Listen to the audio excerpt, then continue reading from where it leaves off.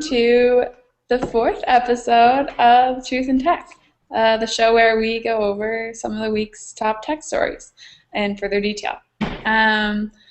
My New York story of the week is just a little, I think you probably remember last year Google held an event for developers who were willing to shell out $1,500, introducing them to Google Glass, or Project Glass, I guess they called it, which is the augmented reality glasses. They now have this thing called the Mirror API, which I assume allows you to import or use glass type features in things other than the glasses. So they are showing that to the same developers that signed up originally to use Project Glass. They're doing 2 events. One's in San Francisco, one's in New York. And it's in 2 weeks at the Google headquarters. And yeah, I think it's the first time anyone outside of Google has seen the Mirror API. So there should be some cool news and blog posts about it after that event. And yeah, it's 2 days long, so that should be pretty cool. That's my New York story. That's neat. Yeah. Really exciting. Yeah, for Boston, the big news was Aaron Swartz's death. So he's the Reddit co-founder who committed suicide in New York.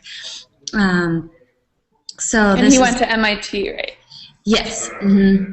And so they're doing an investigation of his death because it's bringing up a lot of debate on computer crime laws and censorship, because it goes back to when he was at MIT, he hacked into the JSTOR and took academic papers, and so he was potentially, or he was charged with 13 counts of felony and then potentially facing about 35 years in prison and a $1 million fine. That. I know, it's ridiculous. 35 years in prison for, it's so crazy. Yeah. So there's been a lot of protest against it. I think on Twitter people were posting PDFs, and arguing for, limited censorship or free use of material on the internet. So, and Anonymous, the hacktivist group, they left a farewell message for him on MIT, they hacked MIT. And yeah, because MIT's been, I guess, cooperating with the investigation. So yeah, that aroused Anonymous's ire. And I guess they're hosting a protest at one courthouse square in Boston next Friday. Oh. So that should be interesting. I'm sure Boston Innovation will be all over it. Yeah, they're pretty on top of those stories, so that'll be cool. Well, other big news, Facebook released their new graph search feature, which basically, to me, it works a little bit like their advertising platform has always worked. You have the 2-part or phrase searches. So you want, you're searching for a type of person or a specific person who likes X. The big problem I see with it is people's likes aren't that consistent, and you don't necessarily like all the things that you like, update your likes as you grow. I don't even know what my likes are. I should probably check. Mashable had a pretty funny article on all these people who like these really bizarre or disgusting or just stupid things to publicly on Facebook, and that you can now find using graph search. So anyways. If you do it as a favor for a friend or yeah, right, because that's I always get messages being like my store or my startup or whatever, and I never do it because it's not I don't know, I just don't see the value in it. Yeah, but when I forget about it, now it's going to show up on these and I think the last time yeah, when I joined Facebook, definitely I was like liking things more often. So I think I need to go back and check what they have on me, because you can't opt out of graph search. Oh, Uh, I didn't know that. yeah, so yeah, so you could delete your unlike things, but yeah, you're gonna whatever you like now is gonna show up in Oh, that's search, which is interesting. yeah, it's kind of creepy in a way, because like I don't know, like people that don't know you can find you based on what you like. Yeah, and it's also that was kind of interesting too, because or an interesting move for Microsoft with Bing, because wasn't it more of like Yeah. Facebook was kind of a Hmm. part of Bing search, you know, and Right. now Like it's kind of like Bing is a part of Facebook. It's kind of yeah, how I'm seeing it, it but is interesting. Yeah, because Bing, like I think maybe even up to 2 years ago, like if you search for something on Bing, it would be like you'd search for like Hawaii or something, like just to use the commercials example, and like your friends who liked Hawaii would like their Facebook comments would show up, and then you could like directly from Bing like ask them more questions about Hawaii or uh, yeah. So it's kind of similar, and I guess it's like initially supposed to be more of like a Yelp or like Match, one of those online match sites yeah, replacement, but they want to take on Google eventually. hmm. I don't know. We'll see. Yeah, I'm see how not that so plays out. into the fact that I can't opt out, Yeah. but yeah. Anyways, that's the Facebook news. What do you have going Yeah, on? so, well, no transition here, but there, I read a cool story about a developer outsourced his own job to China. So basically, he was having like his company pay him, however, three, six-digit figure salary, and Yeah. then basically paying like, 50,000 of that to this company in China to do his work for Oh him. my So he God. like, gave him his VPN login, and they would Yeah. log in and do all the work, 9 to 5. So he'd come in 9 to 5. It looks like he's doing his work, but it's actually someone else, like putting in Yeah. all of the work, and he's still getting paid, but he's just, surfing the web all day long. So, I mean, Well, I mean, isn't that kind of what like what's his name? Like Tim Ferriss like says that you should do? Like that's how you can have like a 4-hour work week, is like you outsource everything to people who will do it for cheaper than you. yeah. Um, I Well, guess. I mean, I don't know if that's like against our contracts. So, all right. So this is a little more of a gossipy story than we normally do, mhm. but it's like just so crazy. You probably read um, about what's been going on with, I may be pronouncing this name wrong, but Manti Te'o. He's Oh, the yes. Notre Dame quarterback, Mm-hmm. I think.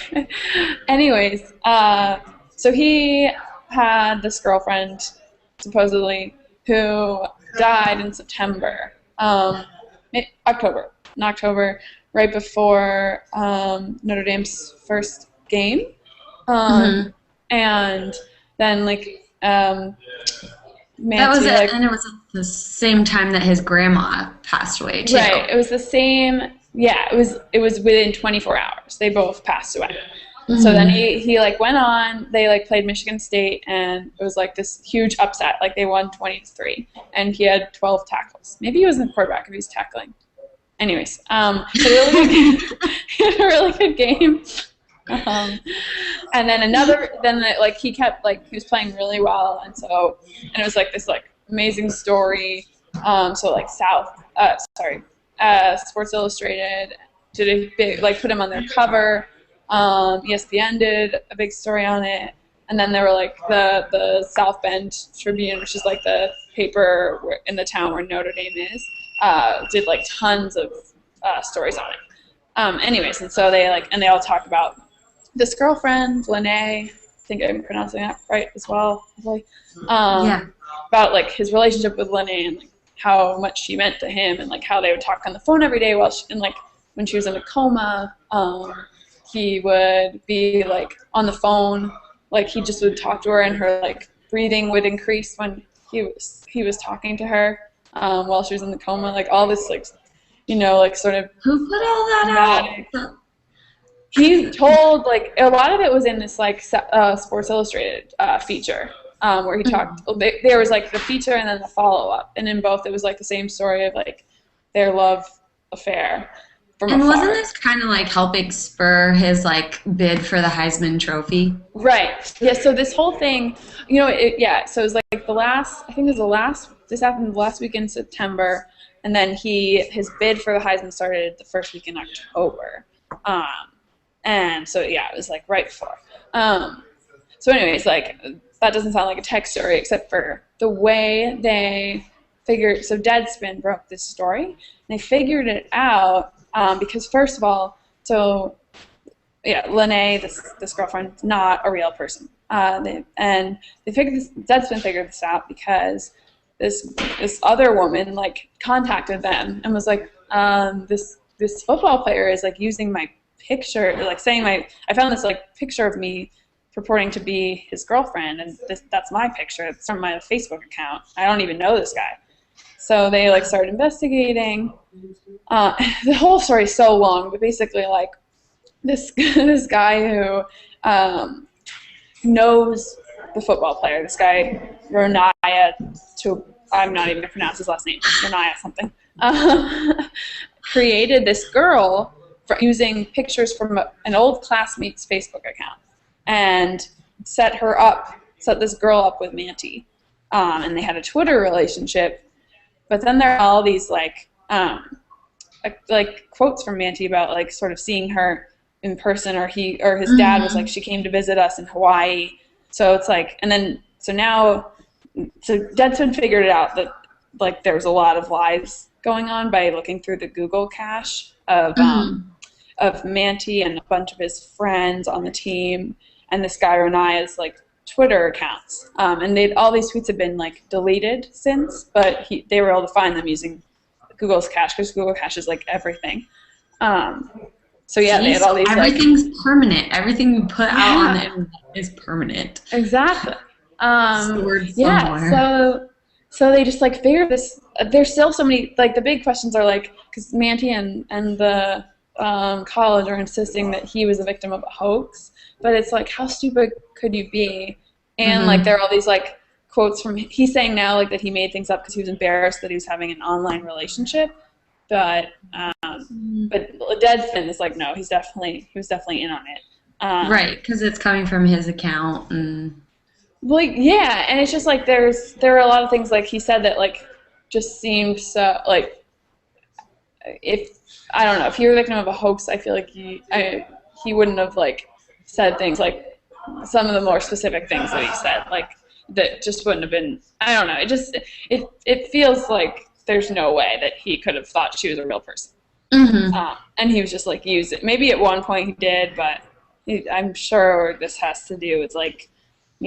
The school's football and like him getting the Heisman, which probably won't happen now. Maybe getting more publicity for his team exactly. Yeah, but it was really good. The story that Deadspin did was really good, like really well written. It's really interesting, and I kept reading it, like taking notes, and then there was just more and more crazy detail, like as I read down. So we'll put the link to the full story if you haven't read it yet in the notes. But definitely like great journalism, really good use of Google's cache, and just an insane story. And one of the guys that broke it, that did the reporting, is still in college. He was like doing it over his college break. Oh, wow. Yeah. So that's a real coup for a college kid. Yeah. Yeah. So anyways, that's a long story, but it's pretty interesting, I thought. That's I'm been sure more lately. Yeah, I'm sure more detail will come out as the weeks go by. But yeah, so that's what we had. That was my biggest story, probably. I know weird transition, but you had an update from one of the companies we were talking about last week, Leap Motion, I think. Oh, yeah. So now Leap Motion that we had talked about in one of the previous episodes is now available at Best Buy. So now you can purchase Yeah, that. So you can just like purchase the thing that plugs into your computer, the USB or Yeah, whatever it is. Cool. right. Awesome. Because that's the one where it like mimics your hand Yeah. gestures. Yeah. So. Cool. All right. And then I have some fun Twitter news. It's our last story. Michelle Obama joined Twitter yesterday. It was her birthday. I saw a tweet about it 11 minutes after she joined, and she'd already had over 1,000 followers. So I was a little jealous. Wow.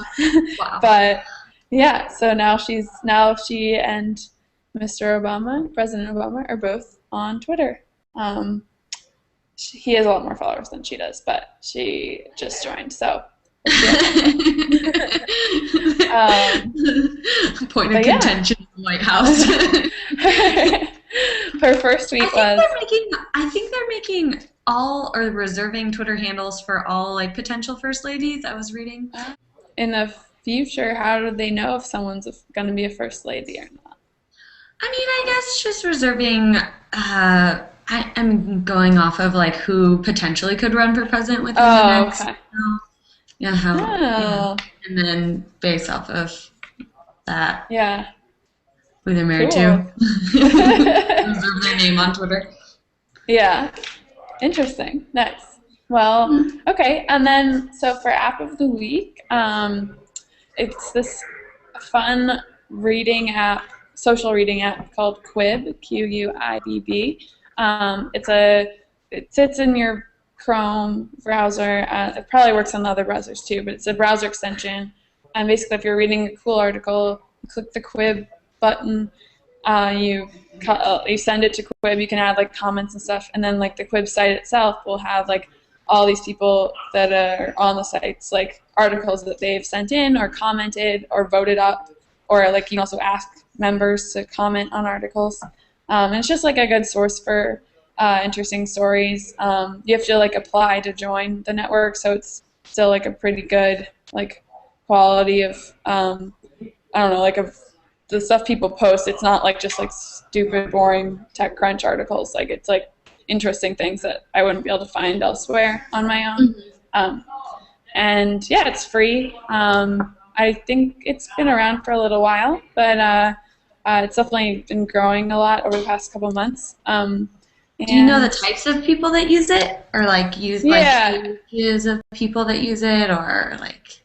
it's supposed to be like you put stuff that you're reading at work on it, and it's like definitely a more tech and like sort of the nebulas that touch it. Like it's so there's like VCs, people who work in tech departments at big companies like Disney, and then like a lot of startup people, a lot of developers at like both like big companies like Twitter and then like smaller startups. But definitely, yeah, definitely tech leaning. I don't know if it's meant to be like that, or if it's just like the founder was in tech, so like I think it just sort of started in that scene. Mm-hmm. But yeah, I really like it. It's like a lot of the comments are really interesting, and yeah, it's kind of fun to like see what other people are reading. Um, Yeah, comment sections are always interesting. Good yeah, time. yeah. So that's the app of the week. I think that's all. That's all I have. Yeah, those were well. There was a lot of big stories this week, I but know, I know. we'll have to Yeah, cool. Well, I guess we'll be back for episode 5 next week. And until then, have a nice weekend. And if you are lucky enough to be off on Martin Luther King Day, enjoy it. And yeah, see you next Friday. Bye, yeah. guys. Bye.